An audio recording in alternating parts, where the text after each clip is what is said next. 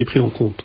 Enfin, voilà, avec ce texte, ce ne sera plus les besoins de l'enfant qui justifieront le partage de l'autorité parentale, mais la relation du tiers avec le parent, qui est l'occasion de l'investissement affectif de ce tiers auprès de l'enfant. Donc on est dans l'aboutissement de la logique de conception de l'enfant comme un projet parental. Oui, à ceci près que là, l'enfant n'est pas nécessairement le fruit du projet parental, et il se trouve que le tiers qui vit avec le parent n'a pas, enfin, il peut avoir un projet parental, mais ça n'a pas de signification. Dans ce cas, il n'est pas le parent de l'enfant, et l'associer à l'autorité parentale sans nécessité, parce que le projet le permet dès lors que ça n'est pas nuisible à l'enfant, donc sans nécessité, cela revient à éparpiller la fonction parentale entre différents adultes qui interviennent successivement ou en même temps auprès de l'enfant, et cela, ça ne peut qu'introduire la confusion dans les relations familiales. Le projet se présente comme la mesure miracle pour faciliter la vie des familles recomposées. En fait, ce projet va compliquer énormément les relations familiales, qui sont déjà délicates, justement, lorsqu'on est dans un cas de famille, entre guillemets, hors mariage, pour reprendre l'expression de notre auditeur. Et donc cet exercice délicat ne peut être que compliqué et rendu beaucoup plus contentieux qu'il ne l'est déjà, en associant, encore une fois, sans nécessité, des tiers à la fonction parentale. C'est le phénomène de généralisation qui est inquiétant, parce que qu'un tiers puisse être important pour un enfant, puisse même être associé à l'autorité parentale, c'est tout à fait possible et personne ne le conteste, mais que ce soit fait de façon généralisée, à moins de, enfin, cela revient à vider encore une fois les mots de leur sens, parce que l'autorité parentale a quand même vocation à être exercée par des parents. Donc ce qui est important effectivement, ce qu'on retiendra, on poursuit évidemment la conversation, mais ce qu'on retiendra, c'est que ce n'est plus l'intérêt, ce n'est plus l'éducation de l'enfant qui est considérée par ce texte de loi, mais c'est le désir en quelque sorte pour un parent ou un tiers d'exercer son autorité parentale sur cet enfant. Exactement, tout à fait. Voilà.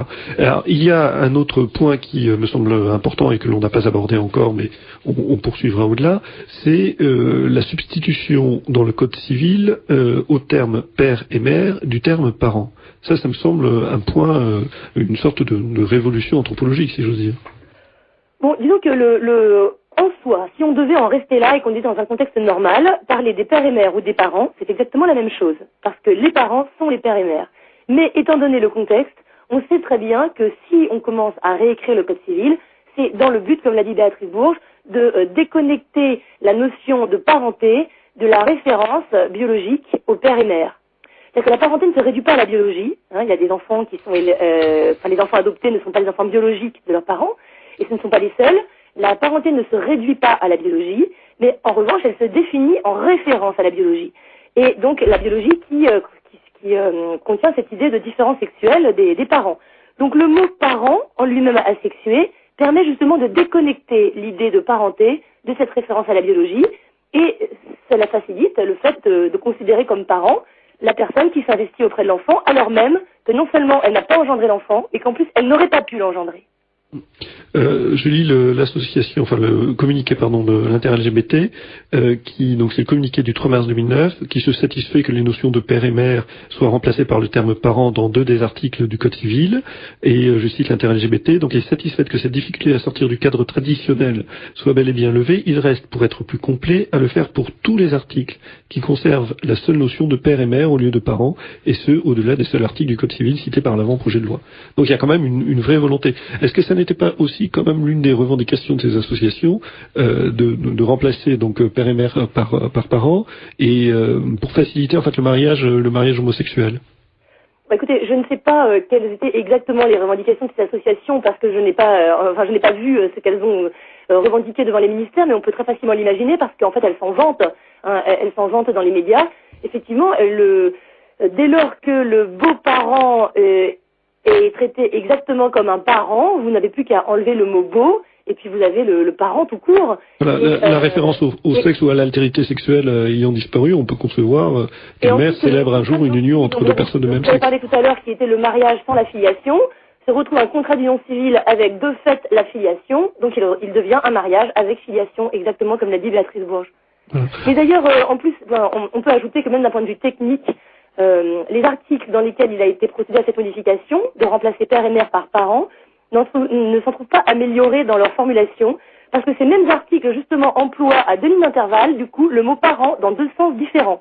Parce qu'il s'agit, on parle des cas où les parents exercent l'autorité parentale ou n'exercent pas, Et il est envisagé d'associer un tiers, parent ou non.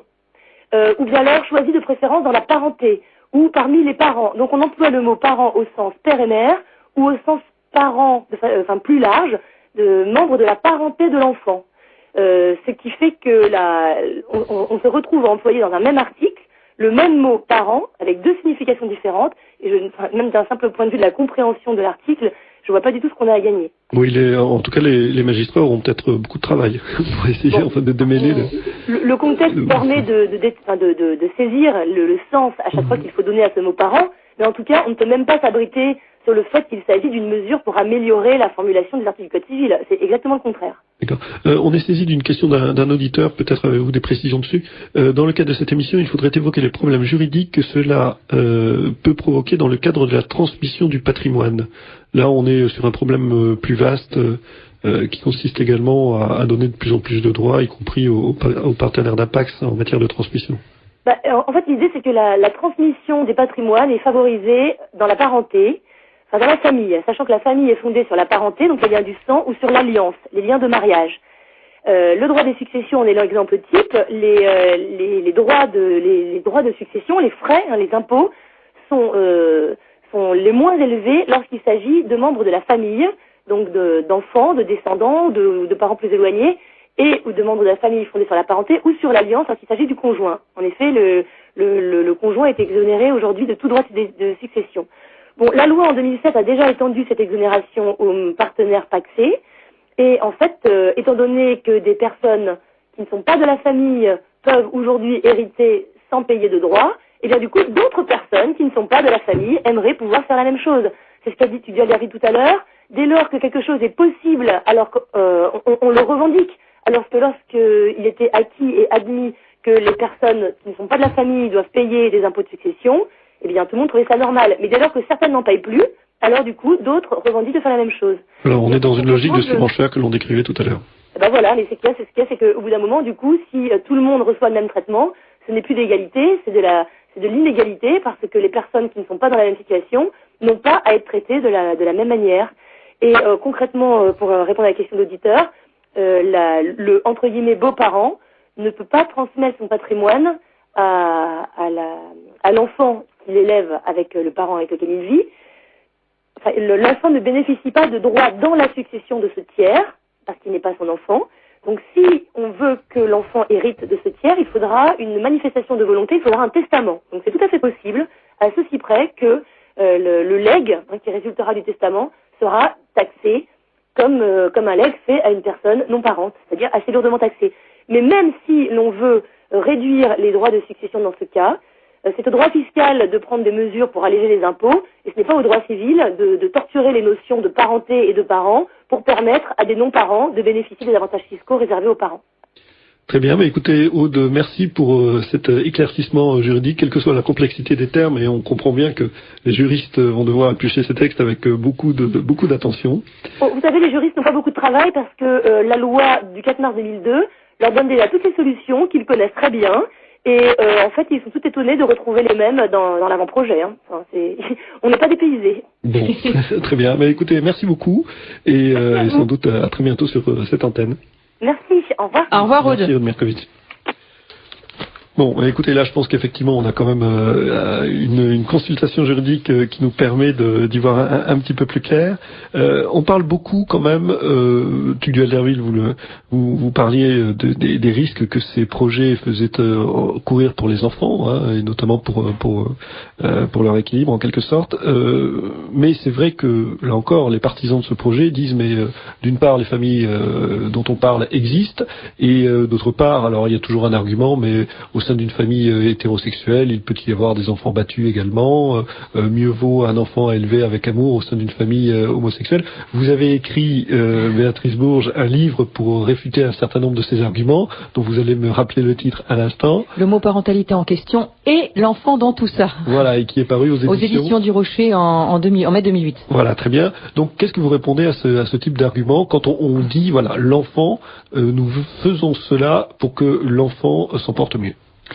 Alors, c'est vrai que y a des arguments, enfin, une des raisons pour lesquelles j'ai écrit ce livre, c'était pour répondre à ce type d'arguments, parce que j'ai trouvé